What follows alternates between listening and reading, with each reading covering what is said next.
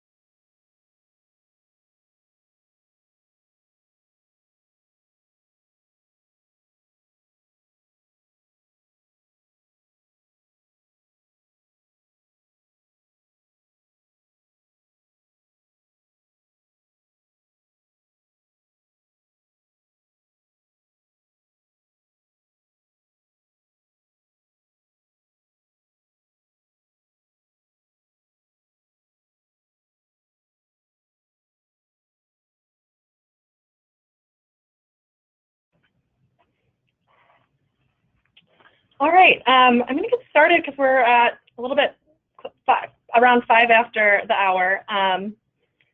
So for those of you who haven't met me, my name is Bri. I'm a researcher in the Chicago office, and I worked really closely with Brenna O'Brien the past few years. And when she decided to leave in April, before she left, she asked if I would take over her in vivo support responsibilities. So I'll be the one now doing the online trainings like the one that we'll have today and then a few other ones this summer. I'm going to be updating the in vivo resources that we have on our intranet site. And then I'm also available to if you have questions or need consultation on in vivo issues for your projects. I can definitely be that person that you reach out to. So the purpose of today's session is that AIR is rolling out in vivo 12. Today I'm going to share some information from IT about how that rollout is going to occur. I'm going to plug some future in vivo trainings.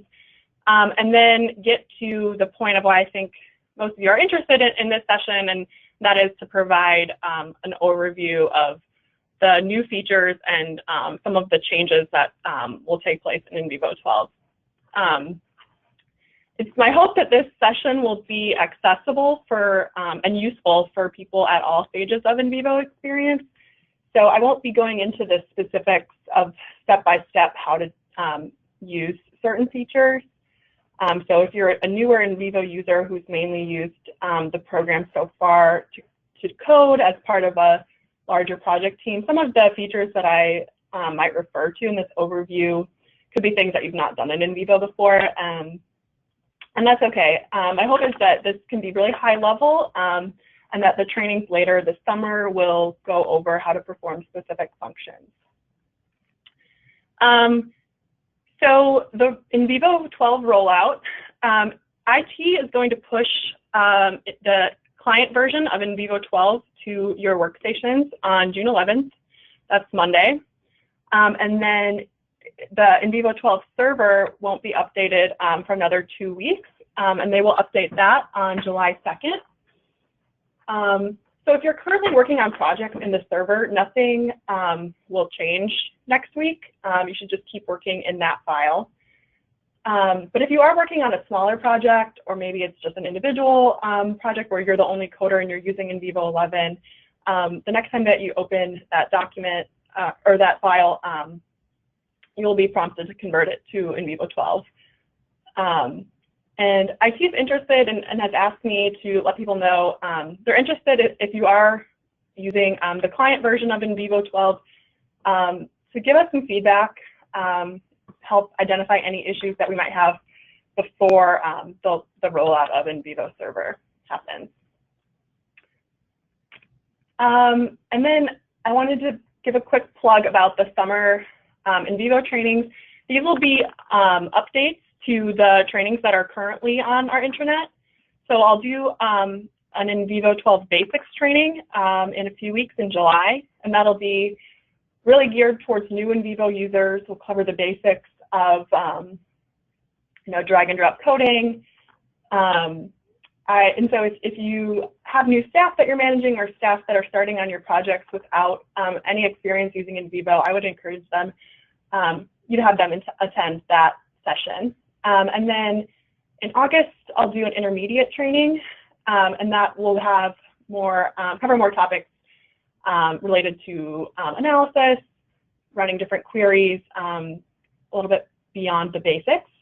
And then at the end of August, I'll do an advanced training, and I will take some suggestions for that later in the summer.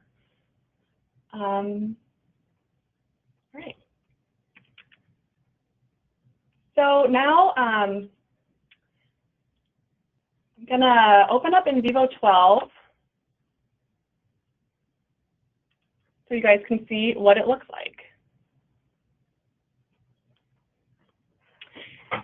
And if you're in a place where you're able to use double monitors and want to open up NVivo 11 or NVivo 11 server, so you can see the contrast more clearly, that might be helpful, but you certainly don't need to. To summarize, I would say that NVivo 12, the basics, the way that you'll use NVivo generally is largely unchanged. The mechanics are really similar to how they were in NVivo 11.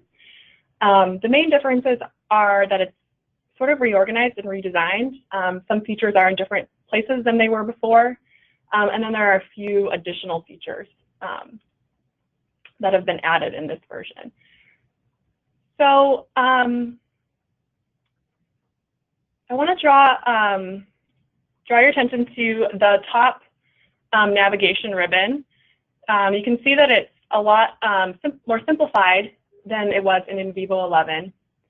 In NVivo 11, you had several more tabs.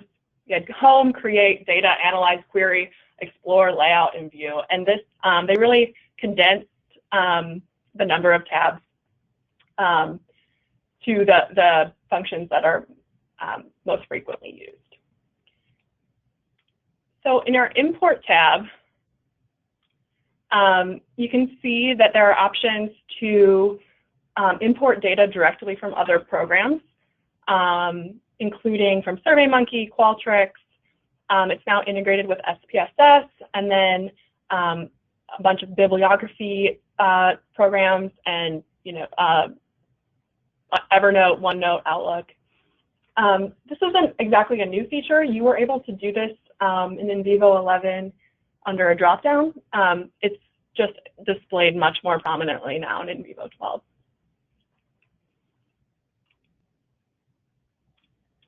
We have the Create tab is where you go to create your nodes, your documents, cases, memos, pretty much anything that you can create. And then the Explore tab has all of your query options and your visualization options. And then the Share tab has your exports, reports, extracts, anything that, any command where you'd want to be taking what you have in NVivo and sharing it in a different program. So you also notice that some of the features that used to be displayed on the navigation ribbon aren't there anymore. They're not lit up. They're not something that you can click on. So similar to your other Microsoft Office programs, you'll notice that if you click on a document, those features will pop up as you're ready to use them. So now that I've opened a data source, I have the options to look at my coding stripes, my highlighting. I have some coding options, visualization options that only pop up when I open a source.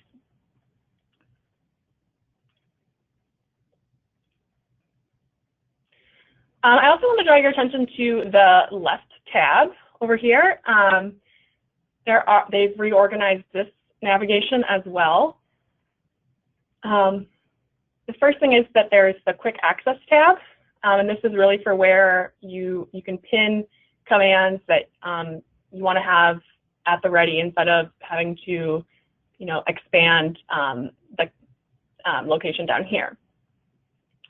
So you just right-click to add or remove. So say I don't want to have my cases here anymore, can remove it from the Quick Access tab. You'll also notice that they're using some different terminology in NVivo 12. We have data, which used to be sources. That's the new term to describe the source material that you work with in NVivo. They also renamed internals as files, and those are all of the documents, PDFs, data sets, or other data sources that you import directly into NVivo. And then they also renamed codes, which was nodes, and that's the umbrella term for all of your thematic and relationship nodes. They also have done some regrouping of where these different items are. So in NVivo 11, there was an option to expand and look at your classifications, and now your source classifications are now file classifications, and they're nested under data, and your case classifications are nested under the tab for cases. I think those are the two most commonly used of the items that people that NVivo 12 has rearranged. But if you expand, you'll notice that they've also moved to have a section called Notes with memos, framework matrices, annotations, and see also links. I think those were previously nested under sources.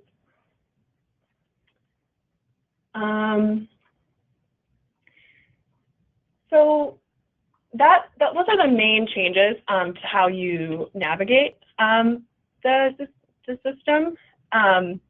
There are a few other new features that I wanted to make you aware of. They've added one new query called the crosstab query. I'm just going to demonstrate that really quick so that you get a sense of what you can do with that. This is used to see how often interview respondents refer to a particular topic or issue or a code that you use, or you can see how respondents of different attributes vary by their responses. So I'm going to go into greater detail on this process during the intermediate level training this summer, but I can do a quick example just to show what you can do with the crosstab query. So say that I'm interested in looking at how different types of respondents in my fake focus group here described challenges that they experienced. So first I want to specify the codes or the themes that I'm interested in, which are the challenges.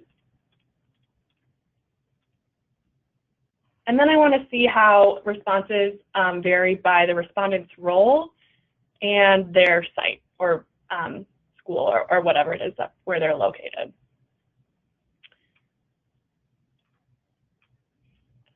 Okay. And then I run the query like we do before. And it populates a table where you can see what individuals' responses were by their different attributes, their site, and then their role. And then there's a few other options. You can look at it like a heat map, where NVivo will apply some shading to help you identify emerging themes. You can modify the cell's content. So right now it's the number of cases, or that's like the unit of observation. So in this case, it's people, the number of people who use a certain theme. You can also change it to be the number of coding references and coding presence, just whether or not it occurred. And then you can also adjust what the cell displays. So right now it's a count, but I could change it to be a percentage, either of the column or the row. So for those of you who are maybe more experienced NVivo users who are wondering how this new crosstab feature is different from running a matrix query, and I have to say they're very similar. Running this new crosstab query allows you to look at a breakdown of responses where the attributes are nested, so you can see the responses by roles within sites in this example that I've just done, whereas a coding matrix query would show you a breakdown of responses by roles and then subsequently a breakdown by sites.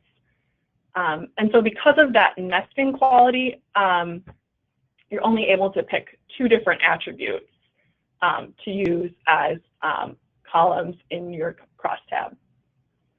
Another main difference with the matrix query is that you can only cross-tabulate codes and cases or codes and attributes, so that in some ways it's a bit more limiting than if you were running a matrix query where you could pick pretty much any item in NVivo to be your rows or your columns.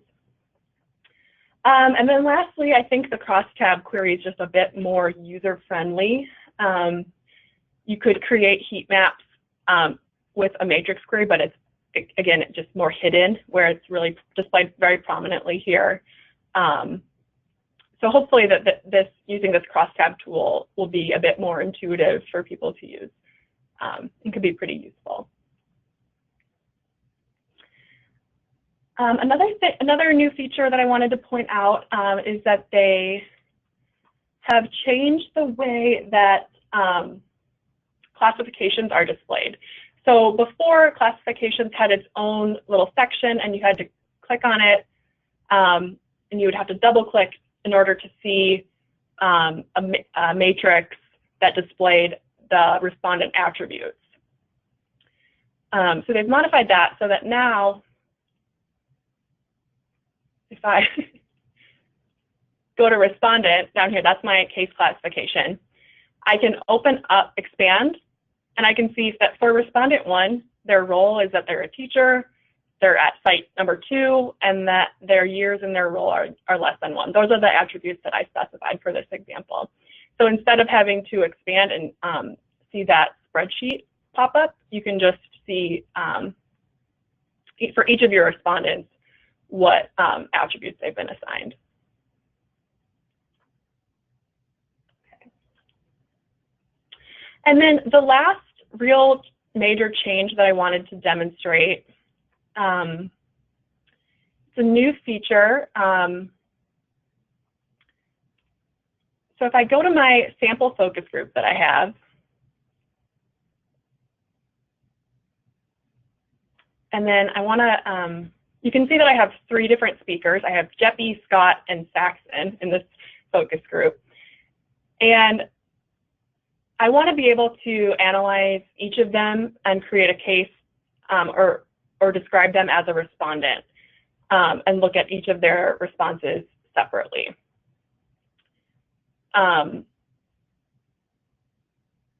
So I want to go to my Document Tools tab that popped up when I opened the file, and I go to Auto Code. So in NVivo 11, you have the option to use the Auto Code feature to code by paragraph styles and paragraphs. If you had a transcript where you applied word formatting, the different paragraph styles, it could identify those and code the text automatically by that. So in NVivo 12, they've added a way that you can code by speaker name. So I select speaker name, and then I just need to enter the names of the speakers that I have in my transcript. And so you enter it, NVivo will find them, and you see now that they highlighted the text that the speaker Jeffy said. If I enter Scott, it'll identify him. And then I have one more guy, so I'm going to type him in. And then I think I should also type an interviewer, because you see that that's highlighted as part of Scott, and that's not who that is. So now I have all my speakers entered, and they seem to have gotten it right. I can go next, and they'll create cases for each of those respondents.